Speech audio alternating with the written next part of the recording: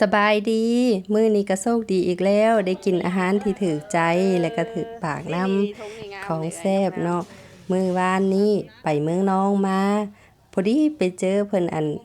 หามหน่อไม้มาขายหั้นน่ะเพิ่นฮักก็ออกมาแต่ป่าหน่อไม้ไล่หน่อใหญ่ๆอวบๆงามๆเลยหน่อตำหน่อนางดินนี่ก็หลายๆหน่อขาวๆหั่นนะข้อยซื้อ30,000หลายเติบ มาโอ้ยมาต้มเมียนี่ก็บักหลายๆหนึ่งบักน้อยนี่ก็10,000กีบนี่2หน่วยนี่ได้หลายยอมรับว่าได้หลายแฮงบ่ได้ต่อเพิ่นจักกีบดอกเพราะว่าเพิ่นเว้าว่าสิเอาไปซื้อข้าวกินก็เลยว่าซื้อทุกอย่างที่ถูกใจเนาะบักปรากฏนี่นะได้มาแต่เขตพูนบักมี่งามยังสดยังใหม่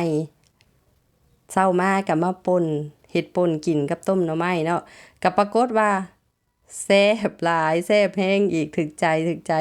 เมื่อคืนนี่นอต่ำๆขาวๆนอนั่งดินหั่นนะของนอไล่นะข่อยก็เอามาปอกแล้วก็ต้มไว้สำหรับแกงว่าสิแกงตอนแรงของวันเสาร์วันอาทิตย์นี่แหละก็เบิ่งสภาพก่อนผลคือสิมาอีกแล้วก็ต้มไว้กับตำแจ่วป่นน้ำเนาะแซ่บต้มนี่กลางคืนหอมๆซะเด็กก็ยังเผาหม้อหน่อไม้ต้มอยู่